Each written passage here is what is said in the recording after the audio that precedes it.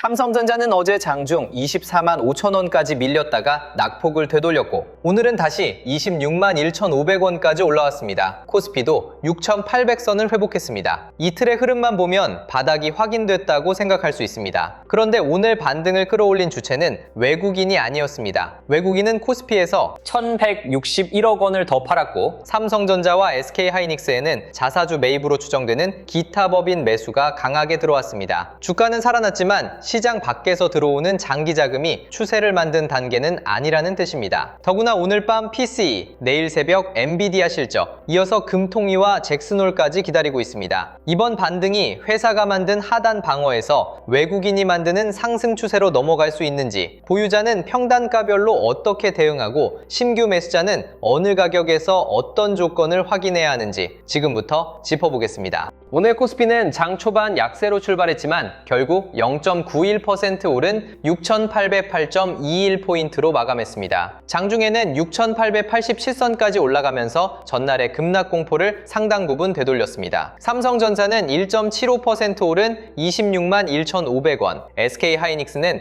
0.6% 오른 168만 8천원에 거래를 마쳤습니다. 수급에서는 기관이 약 7,649억 원을 순매수했고 개인은 2조 2천억 원 넘게 차익을 실현했습니다. 외국인은 1,161억 원을 순매도했지만 전날 3조 8천억 원이 넘었던 매도 규모와 비교하면 압력이 크게 줄었습니다. 매도 물량이 나와도 시장이 받아냈고 개인의 대규모 매도까지 소화했다는 점은 분명히 달라진 내부 체력입니다. 다만 오늘 지수 상승률만 보고 시장 전체가 강해졌다고 판단하면 중요한 차이를 놓칠 수 있습니다. 삼성전자와 SK하이닉스에는 기타 법인 매수가 들어왔지만 삼성전기는 2% 넘게 하락했습니다. 심텍과 주성엔지니어링, 유진테크, 원익IPS 등 주요 반도체 소부장도 약세였습니다. 코스닥 역시 장중 상승분을 반납하고 약 보합으로 끝났습니다. 대형 반도체는 올랐지만 후방 산업까지 매수세가 넓게 번진 반등은 아니었던 겁니다. 오늘의 상승은 반도체 추세 전환의 완성이라기보다 대형주 하단 방어와 외국인 매도 둔화가 만들어낸 2차 반등으로 보는 편이 정확합니다. 거시경제 환경은 이 반등의 우호적인 쪽으로 조금씩 움직이고 있습니다. 미국 10년물 국채금리는 4.6%대, 30년물은 5.1%대로 내려왔고 국제유가도 중동 긴장 완화 기대와 함께 하락했습니다. 유가가 안정되면 물가의 재상승 위험이 줄고 장기금리가 내려가면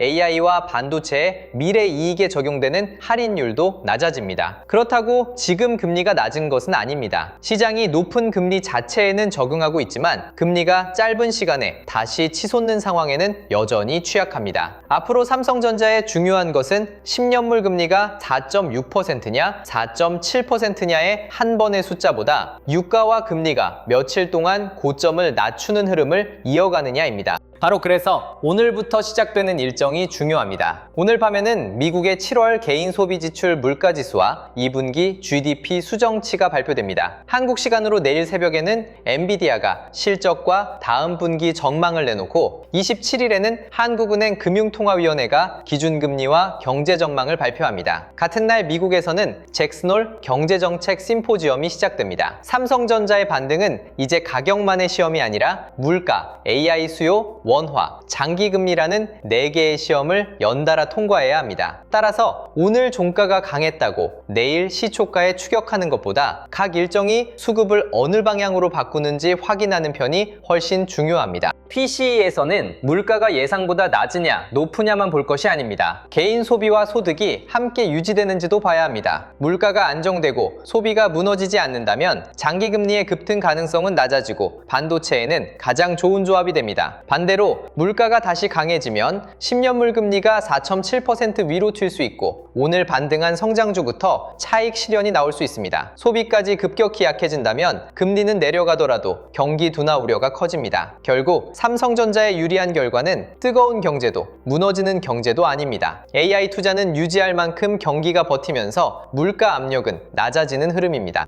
엔비디아 실적에서는 매출과 주당 순이익보다 더 중요한 항목이 있습니다. 데이터 센터 매출의 성장 속도, 총 마진, 다음 분기 가이던스, 그리고 베라루빈을 포함한 차세대 제품의 공급 계획입니다. 시장 기대를 웃도는 숫자가 나와도 다음 분기 성장률이 둔화되면 반도체주는 실적 발표 뒤 흔들릴 수 있습니다. 반대로 숫자가 기대에 조금 못 미치더라도 HBM과 서버 메모리, 네트워킹 수요가 계속 부족하다는 설명이 나온다면 국내 반도체에는 저가 매수가 붙을 수 있습니다. 이번 실적의 핵심은 엔비디아가 얼마나 벌었느냐보다 고객들이 AI 인프라 투자를 더 오래 이어갈 근거를 보여주느냐입니다. 금통위와 잭슨홀은 외국인 수급을 결정하는 일정입니다. 금통위 결과가 시장 예상에서 크게 벗어나거나 원화 변동성을 키우면 외국인은 삼성전자의 실적과 무관하게 현물 비중을 줄일 수 있습니다. 반대로 기준금리 결정과 성장률 전망이 원화 안정으로 연결되면 외국인의 대형주 복귀 환경이 좋아집니다. 잭슨홀에서는 한 문장의 강한 발언보다 높은 금리를 얼마나 오래 유지할지, 금융 여건을 더 조일 필요가 있는지가 중요합니다.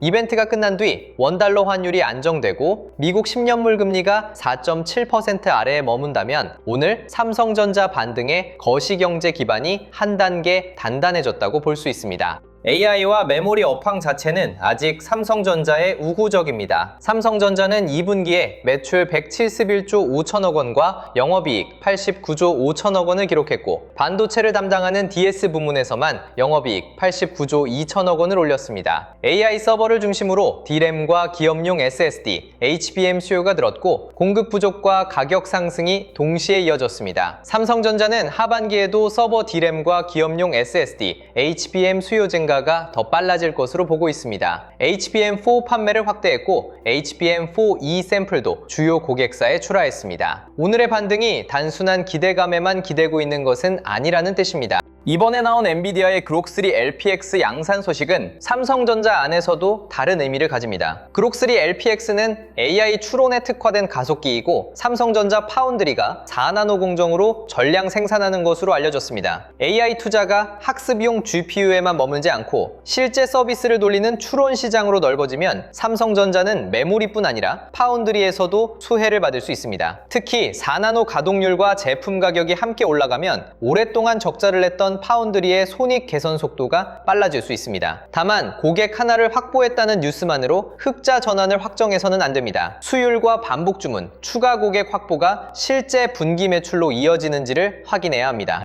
오늘 수급에서는 삼성전자의 자사주 매입도 반드시 분리해서 봐야 합니다. 시장에서는 삼성전자와 SK하이닉스에 들어온 대규모 기타 법인 매수를 자사주 매입 물량으로 추정하고 있습니다. 삼성전자는 최근 약 15조 원 규모의 임직원 보상 목적 자사주 매입 계획을 발표했습니다. 실제 집행 물량이 들어오면 급락 구간의 매도 물량을 받아내고 주가 하단을 안정시키는 효과가 생길 수 있습니다. 하지만 회사가 자기 주식을 사는 것과 외국인 장기 자금이 삼성전자를 새롭게 편입하는 것은 다른 신호입니다. 자사주 매입은 바닥을 단단하게 만들 수 있지만 새로운 상승 추세는 결국 외국인과 기관의 지속적인 매수, 반도체 전체의 거래 확산이 함께 만들어야 합니다. 강세 시나리오는 조건이 분명합니다. PCE가 물가 안정 흐름을 보여주고 엔비디아가 AI 수요와 다음 분기 성장에 대한 확신을 줘야 합니다. 금통위 이후 원화가 안정되고 잭슨홀에서도 장기 금리를 다시 밀어올릴 만한 발언이 나오지 않아야 합니다. 국내에서는 외국인이 코스피 현물과 선물을 함께 사고 삼성전자와 SK하이닉스의 상승이 삼성전기와 반도체 소부장으로 확산돼야 합니다. 이 조건에서 삼성전자가 26만 2,500원에서 26만 5천원 구간을 종가로 지키면 오늘의 반등은 하단 방어를 넘어 새로운 상승 시도로 평가할 수 있습니다. 제가 가장 가능성을 높게 보는 기준 시나리오는 곧바로 직선 상승하기보다 25만 5천원에서 26만 5천원 사이에서 이벤트를 소화하는 흐름입니다. 자사주로 추정되는 매수와 기관 수급이 아래를 받치지만 26만원 위에서는 최근 고점 매수자의 본전 물량과 단기 차익 실현이 나올 수 있습니다. 외국인도 하루 순매수로 바로 돌아서기보다 매도 규모를 줄였다가 다시 늘리는 과정을 반복할 가능성이 있습니다. 이 경우 삼성전자가 며칠 동안 25만원대 중후반을 지키고 하락할 때 거래가 줄어드는지가 중요합니다. 화려한 급등보다 저점이 높아지고 변동폭이 줄어드는 흐름이 오히려 더 건강한 반등입니다. 약세 시나리오도 열어둬야 합니다. PCE가 예상보다 뜨겁거나 엔비디아의 가이던스가 시장 기대를 충족하지 못하면 장기금리와 반도체 변동성이 다시 커질 수 있습니다. 중동 협상이 꼬여 유가가 반등하거나 금통위 이후 원화가 약해지는 경우도 외국인 매도를 자극할 수 있습니다. 이때 외국인 매도가 다시 조 단위로 커지고 기타 법인 매수만으로 물량을 받아내지 못한다면 25만 5천 원이 먼저 흔들릴 수 있습니다. 삼성전기와 소부장까지 하락폭을 키운다면 대형 반도체의 반등도 추세가 아니라 이벤트 전 숏 커버였을 가능성을 의심해야 합니다. 이제 가격대별 대응을 정리하겠습니다. 지금 말씀드리는 숫자는 목표가나 절대적인 지지성이 아닙니다. 내 평단가에서 수익과 손실이 얼마나 났는지를 따지는 기준이 아니라 시장의 수급이 실제로 달라졌는지 확인하는 행동 구간입니다. 같은 26만 원이라도 외국인이 사고 반도체 소부장이 함께 오르는 26만 원과 자사주 추정 물량만 들어오고 후방 종목은 떨어지는 26만 원은 의미가 완전히 다릅니다. 가격은 반드시 외국인 수급, 원달러 환율, 반도체 전체의 확산과 함께 판단해야 합니다. 형 단가가 23만 원 아래인 보유자는 현재 수익 구간을 지키는 것이 우선입니다. 삼성전자 비중이 과도하지 않다면 오늘 반등만 보고 전량을 팔 이유는 크지 않습니다. 메모리 실적과 HBM4, 파운드리 개선이라는 장기 논리가 살아있고 자사주 매입은 단기 하단을 보강할 수 있기 때문입니다. 다만 계좌에서 삼성전자 비중이 절반을 넘거나 레버리지가 섞여 있다면 26만 원대에서 일부 수익을 현금으로 바꿔도 됩니다. 핵심 물량은 유지하되 이벤트 결과가 나빠져도 다시 판단할 여유를 만드는 방식이 좋습니다. 평 단가가 23만 원에서 25만 5천 원 사이인 보유자는 가장 애매한 자리에서 벗어나 수익 구간으로 들어온 상태입니다. 이 구간에서는 본전이 왔다는 이유만으로 전량 매도하지 마십시오. 대신 PCE와 엔비디아 실적 뒤에도 삼성전자가 25만 5천 원 위를 지키는지 확인해야 합니다. 외국인 매도가 계속 줄고 SK하이닉스와 소부장까지 수급이 넓어지면 보유를 이어갈 근거가 생깁니다. 반대로 삼성전자만 버티고 관련 종목은 약한데 외국인 매도까지 다시 커진다면 수익 물량의 일부를 줄여 현금을 확보하는 편이 합리적입니다. 처음 단가가 25만 5천 원에서 27만 원 사이인 보유자는 지금이 본전 매도가 아니라 보유 구조를 다시 짤 구간입니다. 26만 2,500원에서 26만 5천 원은 최근 급등과 급락 과정에서 매물이 부딪힐 수 있는 확인 구간입니다. 이 가격대를 이벤트 이후에도 종가로 지키고 외국인 현물과 선물 매수가 붙는다면 성급히 팔 필요가 없습니다. 반대로 장중에만 돌파한 뒤 종가에 다시 밀리고 기타 법인 외에는 매수 주체가 없다면 일부 비중을 줄일 수 있습니다. 핵심 물량과 대응 물량을 나누면 본전 심리에 끌려 전량을 사고 파는 실수를 줄일 수 있습니다.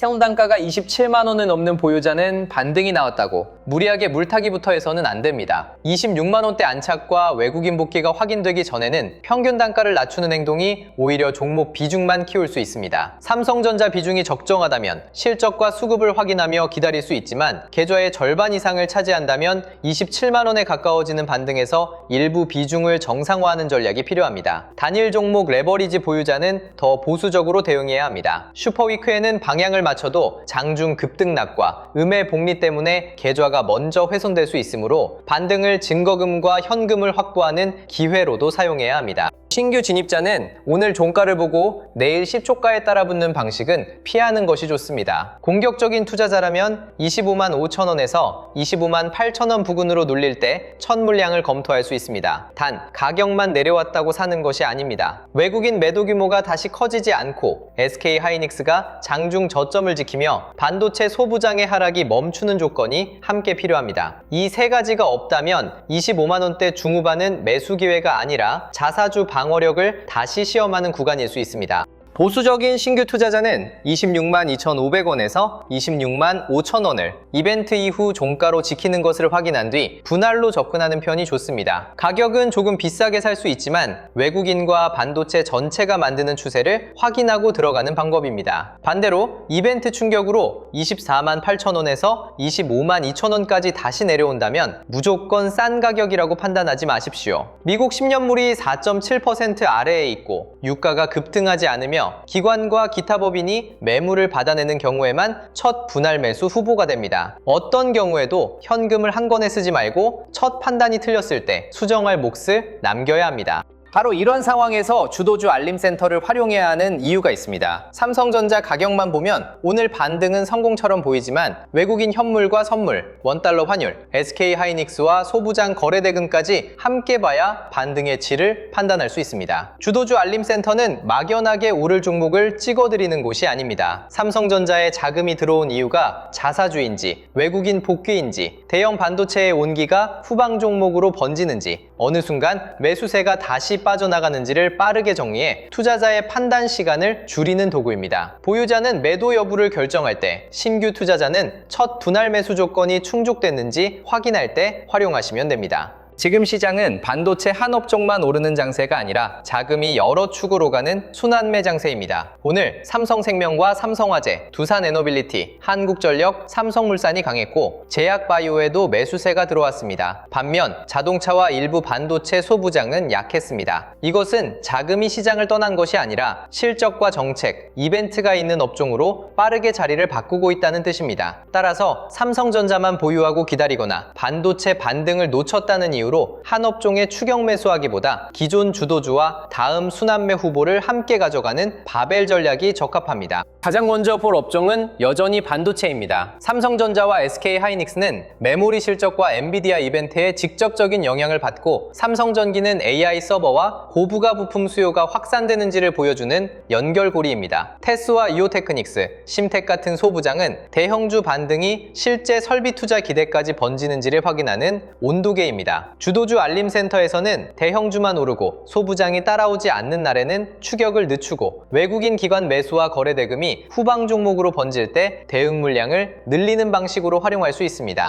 두 번째 축은 원전, 전력기기, 건설입니다. AI 데이터 센터는 반도체만으로 지을 수 없고 전력 생산과 송배전방, 냉각과 건설 투자가 함께 필요합니다. 두산에너빌리티와 한국전력, HD현대일렉트릭, 현대건설, 한전기술처럼 실적과 정책 기대가 겹치는 종목이 계속 주목받는 이유입니다. 다만 오늘 크게 오른 종목을 다음날 시초가에 쫓아가면 순환매가 끝나는 순간 고점에 남을 수 있습니다. 알림센터에서 기관 수급이 이어지는지, 거래량이 줄어드는 조정에서도 전일 저점을 지키는지 확인한 뒤 분할로 접근하는 편이 좋습니다. 세 번째는 금융, 보험, 증권과 제약, 바이오입니다. 금융주는 주주 환원과 증시 거래대금 증가, 금리 환경을 동시에 반영하고 삼성생명과 삼성화재, 주요 은행과 증권주가 순환매 후보가 될 수 있습니다. 제약, 바이오는 금리 부담이 완화될 때 성장주 대안으로 매수세가 붙을 수 있고 셀트리온과 알테오젠, 파마리서치처럼 상대 강도가 유지되는 종목을 볼 수 있습니다. 다만 두 업종 모두 개별 이벤트에 따라 종목 차이가 큽니다. 알림센터에서는